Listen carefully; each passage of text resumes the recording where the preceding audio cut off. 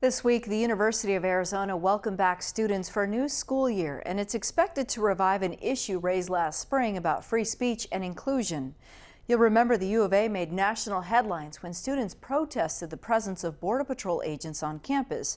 It triggered a series of events, including a campus conversation just weeks before summer break. Now we're learning how administrators plan to steer the discussion.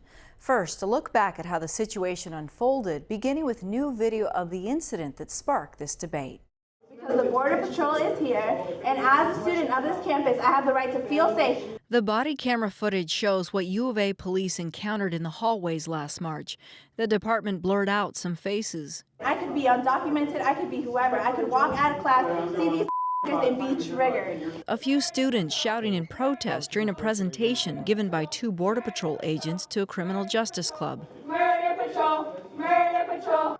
Over the phone, officers consulted the dean of students and a police lieutenant who recommended they ask the agents to cut their visit short. Murder Patrol! Make a way for them. So sorry for those guys. Eventually, UAPD cited 3 students for the disruption, charges that the Pima County Attorney's Office later dismissed. The student supporters also called on the university to ban federal immigration officers from campus, What are the plans to bring those voices to the table? leading to a wider discussion along with assurances from UA President Bobby Robbins that administrators would take their concerns seriously. This is a major issue, and we're going to have to sit down and work out a way how we coexist. The university's next steps were outlined for us this week by Chief Compliance Officer Selena Ramirez. Tell me what a campus conversation really entails. It was a subject that came up late last spring.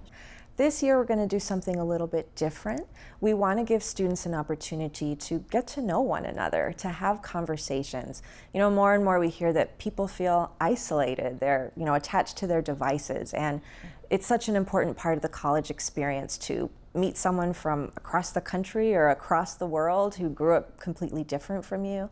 So we want to give students that opportunity to be in conversations about meaningful values and meaningful topics. It's not to say these sorts of venues didn't exist before. Sure, absolutely. They're all over the place on a college campus, but we want to bring that intentionality so that we can let students know we also want to hear from you. So one piece of it is allowing students to connect with one another, but we will have employees who are facilitators for the trainings who will collect the themes that are being discussed and share them with the administration so that the administration knows what are students concerned about, what are employees concerned about, and how can we make this the best place possible for all of them. And so one event that sort of kicks off this year would be in October. That's right. So we have our opening event on October 16th. It's at 1 p.m. at the Student Union in the Sonora Room. So we've invited a speaker to campus. Her name is Aurora Chang, and she's a professor at Loyola University and the director of their higher education program. So she's an expert in how to support students on college campuses, and specifically immigrant students. She herself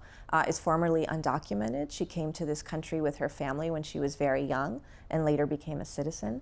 And so immigration won't be the topic of the conversation. It will really be about how we can connect with one another through our personal stories. So it will be interactive. There will be tables with facilitators and students and other community members. It's open to anyone. We'll have that opportunity to share their stories and start those conversations. Are events like this expected to be open to the public?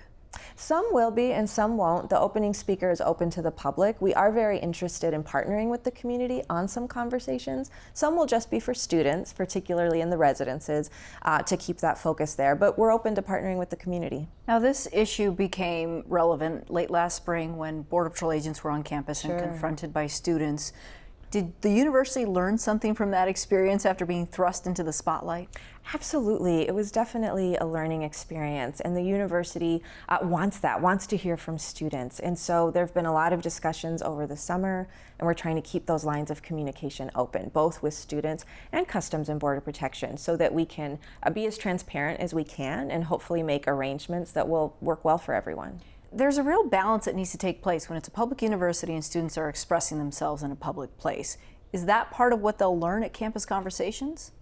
I hope that students can learn, depending on the setting, how they want to express themselves based on their goals, right? One day they'll be in workplaces or in all sorts of other settings, and we want them to be thoughtful about how can I be effective in this conversation.